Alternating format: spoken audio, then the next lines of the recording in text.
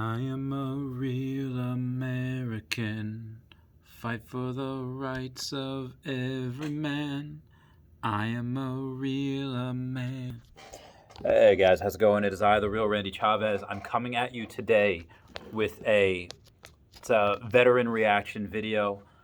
When I had heard the other, maybe a few weeks ago, that Biden wanted to increase the amount of troops in the Middle East, I was like, here we go. With Trump, as far as veterans are concerned, got pretty lucky in the fact that, okay, money is here now. Whatever they need, as far as equipment, as far as training, troops can get. They can, there's funding there. With Obama, there wasn't as much funding for what troops needed as there was with Trump. And there wasn't as much funding needed than there was when Bush was in. Not saying what Obama did as far in the Middle East was right or wrong. I don't want to get into that. That could be a whole series of a whole bunch of different videos. Why we're there in the first place could be a whole nother series on a whole bunch of different videos. I'm just getting into this news. And just comparing it to Trump, because he was the last president who did not start any new wars. So it pleased me today when Biden said, like, hey, we're gonna stop offenses in Yemen. I was like, oh my God. So I'm gonna actually read you guys the announcement.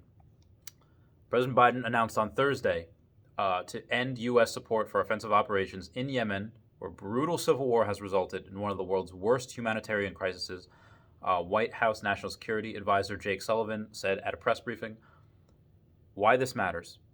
Okay, pulling support for the war in Yemen was one of Biden's top foreign policy campaign promises. It marks a significant reversal from U.S. policy under President Trump, who vetoed bipartisan resolutions passed by Congress that called for the U.S. to stop providing weapons to the Saudi-led coalition in Yemen. Now, why did Trump veto that? Probably just because he wanted to, again, money. Not that he was making any money on it, but it was good for the country, where you sell weapons to.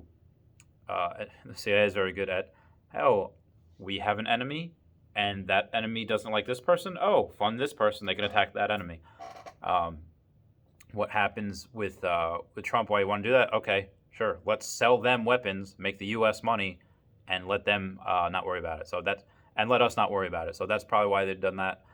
But I don't think we should be the policemen of the world. I think this is a good way to say, hey, let us not be in places that we don't need to be in. Between the lines, it's unclear what kind of support the Biden administration will continue to provide to Saudi Arabia, which is, again, the ally that led the 2015 intervention in Yemen against the Iran-backed Houthi rebels that toppled the pro-Saudi governments in Sana'a. Sullivan said on Thursday that the halt in support will include suspending 2 arms sales of precision-guided munitions that had been signed off by the Trump administration, so that's being stopped. And he added that the suspension does not apply to U.S. actions against al-Qaeda in the Arabian Peninsula, and that Biden would announce for a special envoy for Yemen later on Thursday as part of a strategy to play a more active, engaged role in diplomacy to bring an end to the conflict. I know this sounded like a Star Wars thing right here, but basically what they're saying is, quote, we have spoken with both senior officials in the UAE and senior officials in Saudi Arabia. Sullivan said, quote, we have consulted with them. We are pursuing a policy of no surprises when it comes to these types of actions. So they understand that this is happening, and they understand our reasoning and rationale for it. Why this matters, let me just show you real quick speculation on why a lot of stuff in the Middle East has gone on for a while. And again, that could be another whole series of videos. Why I kind of want to be out of there is because right down here, hurry up, Saudi Arabia, and there's Yemen. So they're right on the border with each other. Like they are. And actually, where is oh shit, oop, better not curse. Anyway, so there's Qatar, there's the UAE, and if I can find, there it is. There's Kuwait. That's where I was. There is a theory. I don't know if it's been proven or not. I'm just going to call it a theory that the U.S. wants to help Europe have a pipeline built from Saudi Arabia. They have to go through Syria to get to Turkey and then get to Europe. Again, U.S. has a base in Turkey, air base called Incirlik. Why would they want to do that? Because right now, Russia, oh my God, it's such a massive country. Russia supplies 25% of Europe's gas and 30% of its oil. If they build that pipeline from Saudi Arabia to Europe, that really undercuts Russia. Europe does not have to worry about, Russia holding that over their head. So if you think Russia is evil, that's a good reason why you want to build that. However, if you think Russia's evil, then why poke the bear? Why do that? But that's one of the theories of why we're really there. And but right now, I'm very excited that Biden seems to be taking a peaceful approach. I don't know if it's him, if it's someone in his ear, maybe Kamala Harris being like, "Hey, yo, Biden, hey, yo, bruh, just stop giving weapons to him." I don't know. I hope that he does a really good job. I did not vote for him. I like it. I didn't vote for Trump, although I did think Trump probably would have been the better president, just because, again, the military man. I want military to have funding, and just under Republicans, they just have more funding. Well, under Democrats, as I said before, they're expected to do more with less.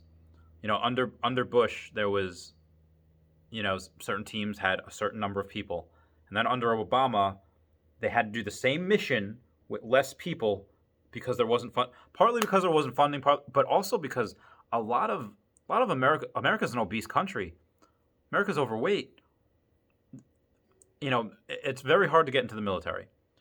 You have to have a minimum of an 83 IQ. It's harder to get into the military than it is to college. So you have to have a minimum of 83 IQ. You have to go and pass a physical fitness test. You could be fat and go to college. You could have allergies. You could have, Down syndrome. You could have asthma. A whole slew of things, and you still go to college. But military, very, very hard just because of that. And then security forces. Any of these really, really big guys that really, special forces, spec ops guys, PJs in the Air Force, they're just trying to scrape from the bottom of the barrel because there's not a lot of people that are in it. And maybe you could make the argument, hey, Chavez, isn't it good that people don't want to go to war and don't want? Yeah, but there's just so many. The U.S. has so many moving parts. It's moved into U.S. CENTCOM, you have AFRICOM, and there's just so many different parts that it's, AFRICOM, all African operations, Central Command of Africa, that's one thing that's led pretty much by itself. They have that in the U.S., they have that in Asia, and they have that for pretty much all continents. And it's just hard. They're so huge right now, the U.S. They've been huge forever, and they just don't have the qualified personnel, whether it's intelligence or whether it's being in shape. It's just part of me just wants to go back. I can't go back. I'm about to open a third company, but I just really want. I really want America to be safe. That's why pulling back, I think, part of the reason why I think 9/11 happened because we were on the Saudi Arabian Peninsula, and why we were places that where we probably shouldn't have been. And I think by pulling back from certain places, again, Trump did not start a new war in his time, which I'm very, very happy about. And there was funding for the stuff that he, maintained operations for other things. Now, again, that's just my theory. I'm not saying this is what the military believes. It's not I'm just my own person. I haven't been in the military since 2016. Oh, God, it's almost 5 years. It's been over 4 years. But I still have friends in a bunch of those places that I just showed you, and I just worry about them. Again, those are my thoughts. Please comment, like, and subscribe. Let me know what you think about everything. I just want to go over that Veterans Reaction. A couple of you guys like this, so I'll keep making them as long as you guys like it. I love you guys. Talk to y'all later. Bye bye. Meow.